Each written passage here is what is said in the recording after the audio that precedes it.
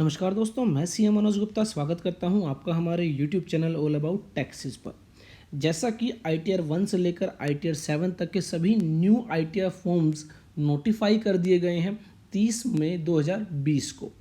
तो ऐसे में अब आप प्लानिंग कर सकते हैं कि कौन कौन सी डिटेल आपको अपने ITR फॉर्म में फ़ाइल करनी है, कौन सा ITR फॉर्म आपको फ़ाइल करना है और उसके अकॉर्डिंगली आप अपनी वर्किंग स्टार्ट कर सकते हैं। ऑनलाइन यह फॉर्म अभी अवेलेबल नहीं कराए हैं, लेकिन जल्द ही करा दिए जाएंगे।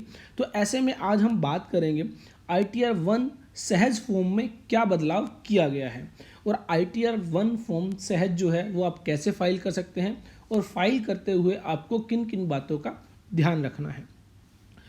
उससे पहले अगर आपने अभी तक हमारे YouTube चैनल को सब्सक्राइब नहीं किया है, कर लीजिए। अगर आप इनकम टैक्स, GST, TDS और कंपनीज एक्ट से जुड़ी जानकारियां पाना चाहते हैं, साथ ही आप विजिट कर सकते हैं हमारी official website www.allabouttaxes.in for more updates on GST, income tax, companies act and TDS।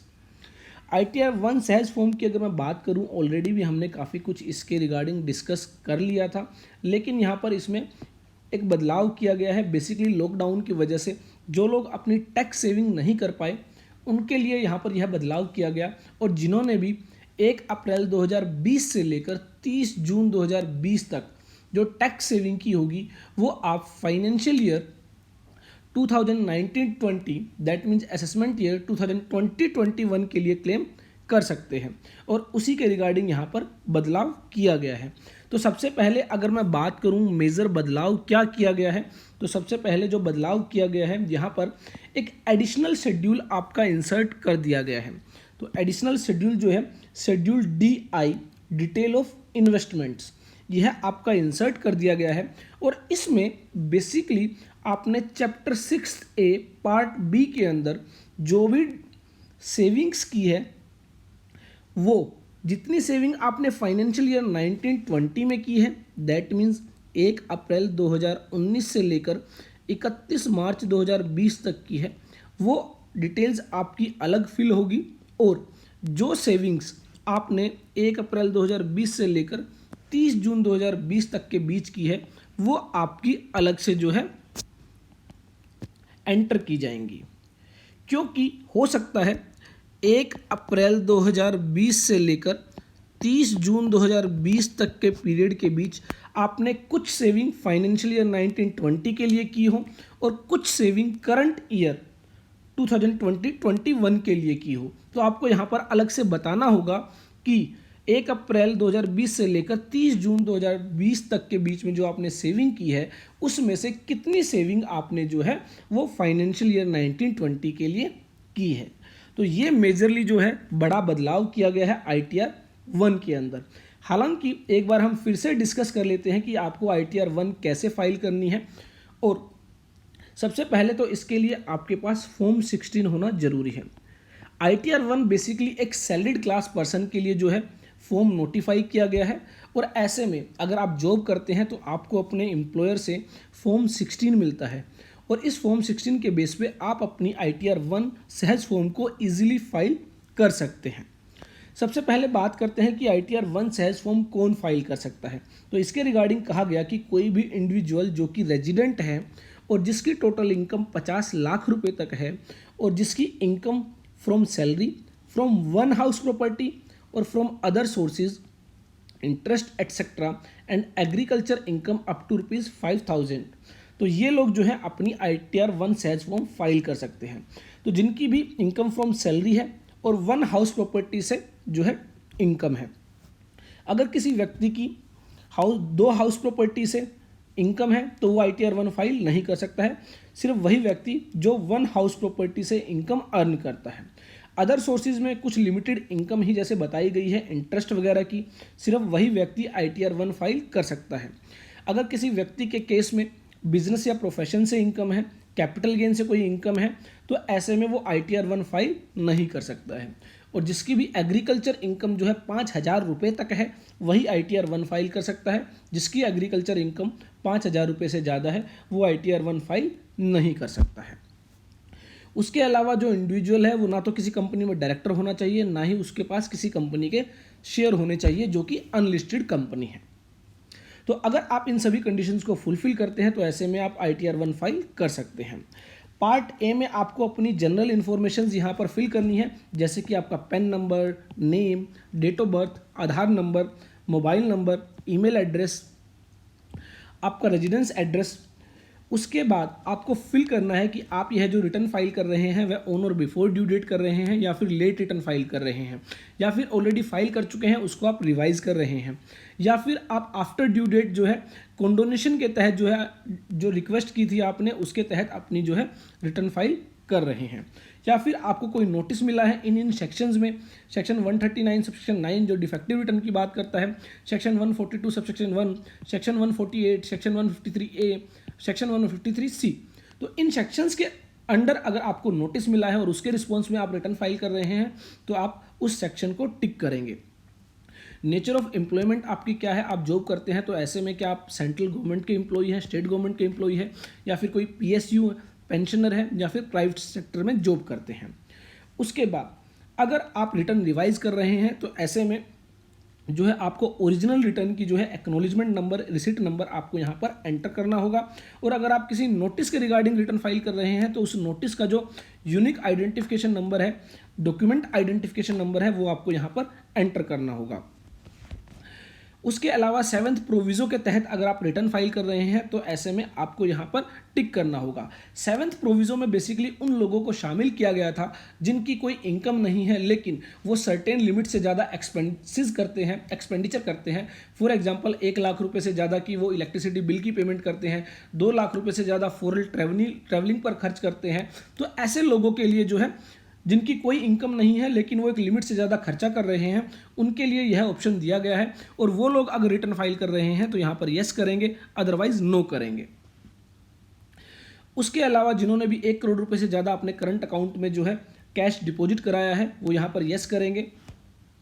जिन्होंने भी फॉरेन ट्रैवलिंग जो है 2 लाख रुपए से ज़्यादा खर्च किया है, इलेक्ट्रिसिटी कंजम्पशन 1 लाख रुपए से ज़्यादा किया है, तो वो अकॉर्डिंगली यहाँ पर जो है अपनी अमाउंट एंटर करेंगे। पार्ट बी में आपको अपनी टोटल इनकम की जो है डिटेल देनी है, बेसिकली जिसके अंदर आपकी सैलरी इनकम आती है। तो फॉर्म 16 के जरिए आप जो है अपनी इस डिटेल को ईजिली फाइल कर पाएंगे और यह फॉर्म 16 आपको अपने एम्प्लॉयर से मिलता है। तो सैलरी की डिटेल आप यहाँ पर देंगे, कोई परक्विजिट्स आपको, कोई फैसिलिटी आपको दी गई है उसकी अमाउंट आप यहाँ पर एंटर करेंगे। कोई अलाउंसेज HRA वगैरह आप क्लेम कर रहे हैं तो एग्जम्प्ट अंडर सेक्शन 10 है तो वो आप यहाँ पर एंटर करेंगे। इस तरह आपकी यहाँ पर नेट सैलरी आ जाती है। डिडक्शन जो है आपकी स्टैंडर्ड डिडक्शन है जो 50,000 रुपीज़ की, वो आप क्लेम करेंगे। इंटरटेनमेंट अलाउंस पर अगर कोई खर्च किया गया है, प्रोफेशनल टैक्स आपने अगर कोई पे किया है तो वो डिडक्शंस आप यहाँ पर क्लेम करेंगे और इस तरह आपकी इनकम चार्जेबल फ्रॉम सैलरी आ जाती है। उसके बाद जो आपकी वन हाउस प्रॉपर्टी है वो आप यहाँ पर बताएंगे क्या वो सेल्फ ऑक्यूपाइड है, आप उसमें खुद रह रहे हैं, या फिर लेट आउट है, आपने उसको रेंट पर दिया है, या फिर डीम्ड लेट आउट है। दैट मीन्स रेंट पर नहीं दिया गया है लेकिन फिर भी इनकम टैक्स के जो प्रोविजंस है वो मानते हैं कि आपने उसको रेंट पर दिया है। तो यहाँ पर जो भी ग्रोस रेंट चार्ज किया है आपने, जो भी आप रिसीव करते हैं, जो भी रिसीवेबल है, और उसके बाद आप लेस करेंगे जो भी आपने म्यूनसिपल टैक्सेस पे किए हैं। 30% की स्टैंडर्ड डिडक्शन आपको मिलती है। और अगर आपने कोई होम लोन लिया है और उसके इंटरेस्ट की पेमेंट की है तो वो आप यहाँ पर क्लेम कर सकते हैं। अगर सेल्फ ऑक्यूपाइड है तो ऐसे में 2 लाख रुपए तक का इंटरेस्ट आपको क्लेम करने के लिए दिया जाता है, और अगर रेंटेड है तो एक्चुअल एक्सपेंडिचर जो है आप वो इंटरेस्ट के लिए क्लेम कर सकते हैं। इस तरह आपकी इनकम जो है फ्रॉम हाउस प्रॉपर्टी यहाँ पर आ जाती है। और उसके बाद अदर सोर्सेज में अगर कोई इंटरेस्ट इनकम वगैरह है वो आप यहाँ पर एंटर करेंगे। यहाँ पर बेसिकली एक ड्रॉप डाउन फैसिलिटी आपको दी जाएगी जिसमें कुछ सर्टेन जो अदर सोर्सेज की इनकम है सिर्फ उसी को कवर किया जाएगा, वो आप यहाँ पर एंटर करेंगे। और अगर कोई फैमिली पेंशन आप रिसीव कर रहे हैं जिसके रिगार्डिंग डिडक्शन आप क्लेम कर रहे हैं अंडर सेक्शन 57 क्लोज IIA, तो ऐसे में आप यहाँ पर वो अमाउंट एंटर करेंगे। इस तरह आपकी यहाँ पर ग्रोस टोटल इनकम आ जाती है, income from salary, income from house property और इनकम फ्रॉम अदर सोर्सेज को मिलाकर। उसके बाद बेसिकली आपसे डिडक्शंस का पार्ट पूछा गया है जिसके अंदर मेजर बदलाव किया गया था। तो डिडक्शन आपको यहाँ पर एंटर करनी है जो आप चैप्टर 6A में क्लेम करते हैं, सेक्शन 80C से लेकर सेक्शन 80U तक। तो अगेन यहाँ पर एक ड्रॉप डाउन फैसिलिटी आपको दी जाएगी और उसके अकॉर्डिंगली आप सेलेक्ट करेंगे कि कौन से सेक्शन के तहत आपने इन्वेस्टमेंट की है। तो अगर आपने कोई LIC पे किया है, ट्यूशन फीस पे की है बच्चों की, हाउस लोन की जो प्रिंसिपल रीपेमेंट की है, तो वो सभी आप सेक्शन 80C के अंदर क्लेम कर सकते हैं। सेक्शन 80D में अगर आप कोई मेडिकल इंश्योरेंस प्रीमियम पे कर रहे हैं वो आप यहाँ पर क्लेम कर सकते हैं। 80E के तहत जो है अगर आप इंटरेस्ट ऑन एजुकेशन लोन पे कर रहे हैं तो वो आप यहाँ पर क्लेम कर सकते हैं। 80G के तहत जो डोनेशन और रेंट एटसेट्रा की आप जो है डिडक्शन क्लेम कर सकते हैं। 80TTA के अंदर जो आपका सेविंग बैंक इंटरेस्ट है उसकी डिडक्शन आप क्लेम कर सकते हैं। तो इस तरह आपको बेसिकली काफ़ी सारे जो है चैप्टर 6A के अंदर ऑप्शंस दिए गए हैं आपकी टैक्स सेविंग के लिए, और अकॉर्डिंगली आपको सेलेक्ट करना है कि आपने कौन से सेक्शन के तहत टैक्स सेविंग की है। इसके रिगार्डिंग आपको ध्यान रखना है 1/4/2020 से लेकर 30 जून 2020 तक की जो डिडक्शन है, जो आपने टैक्स सेविंग की है, वो आपको अलग से रिपोर्ट करनी होगी इन दी शेड्यूल DI, जो हम ऑलरेडी सबसे पहले डिस्कस कर चुके हैं। तो शेड्यूल DI में जो है आप देखेंगे कि 1 अप्रैल 2020 से लेकर 30 जून 2020 तक के बीच आपने जो भी टैक्स सेविंग की है उसकी डिटेल अलग से ली गई है, और 1 अप्रैल 2019 से लेकर 31 मार्च 2020 तक आपने टैक्स सेविंग की है उसकी डिटेल आपसे अलग से ली गई है। तो यहाँ पर इस तरह आपकी टोटल डिडक्शन यहाँ पर आ जाती है, जो आपकी ग्रोस टोटल इनकम से कम कर दी जाती है। उसके बाद यहाँ पर आपकी जो है टैक्स लायबिलिटी कंप्यूट की जाती है, और अगर कोई रिबेट अंडर सेक्शन 87A आप क्लेम कर रहे हैं, आपकी टोटल इनकम 5 लाख रुपए से कम है, तो ऐसे में आपको मैक्सिमम 12,500 रुपये तक की रिबेट मिलती है under section 87A।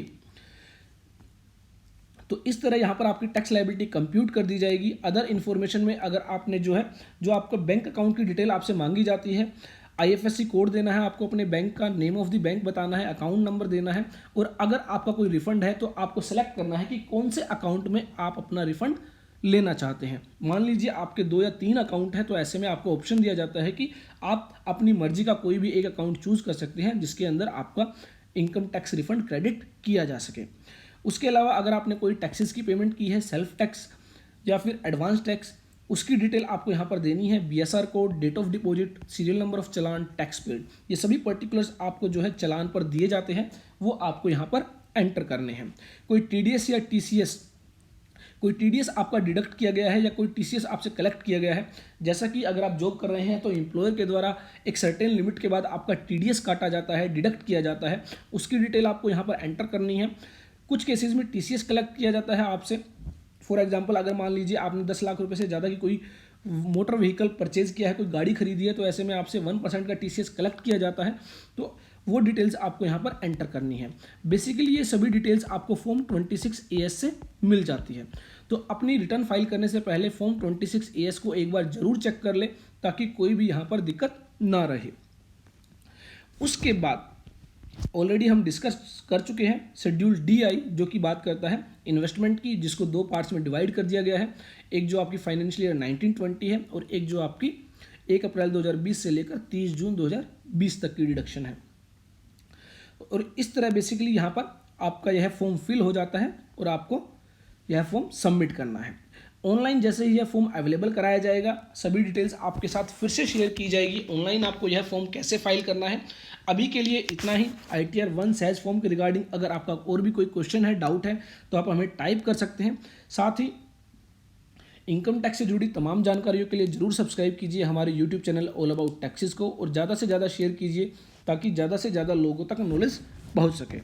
I hope हमारी ये वीडियो आपके लिए यूजफुल होगी। देखते रहिए, लाइक करते रहिए, शेयर करते रहिए हमारे YouTube channel all about taxes को।